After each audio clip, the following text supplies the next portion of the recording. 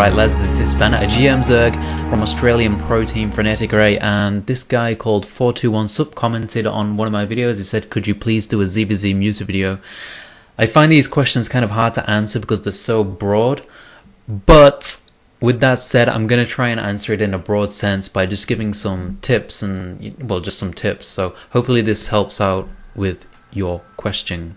421sub. Alright, first up, get +1 CARAPACE as soon as you know it's Muta versus Muta. As soon as you see the Spire, +1 CARAPACE straight up. It's a lot stronger than +1 attack because of the way the glaives bounce. It reduces a lot more damage than you would get from getting the attack upgrade, so definitely get the +1 CARAPACE. Next up, move your overlords back to your base as soon as you know it's a Spire, as soon as you know they're going Mutalisk, because this is kind of obvious, but you're going to lose a lot of overlords if you don't move them back. Be very careful with droning your third.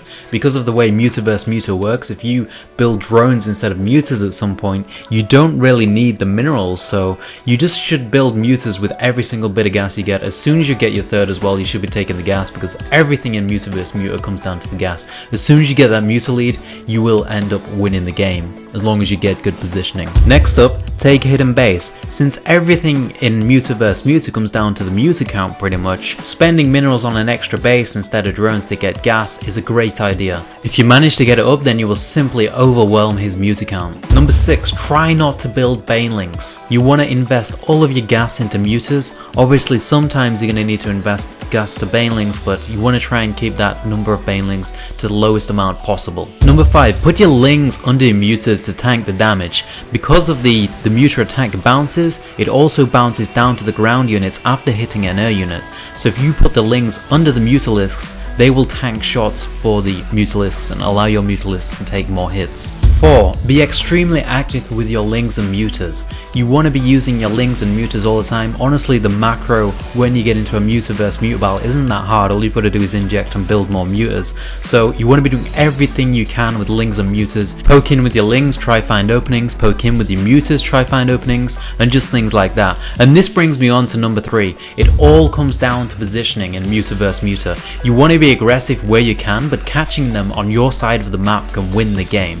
So you want to know where their mutas are at all times, because you don't want to get aggressive and fly over to their base and then find out their mutas are back at home, because then they can just chase it all the way back home using the number 2 tip, which I'm going to go on to now, which is move and hold command to attack whilst moving. This allows you to attack and move at the same time, so that you can just follow their mutas across the whole map whilst attacking. And last of all, number 1, never transition out of Muta vs Muta. You pretty much can't transition. If you do, it's a massive risk, because if they decide to get aggressive whilst you transition to, say, infestors or anything else, then they will just overrun your Muta count and you will die.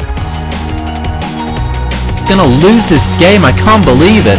Infestors going down for Snoot as well. Hydra's rallying in, but without roach support, they're gonna be pretty much useless. Couple of roaches coming out now.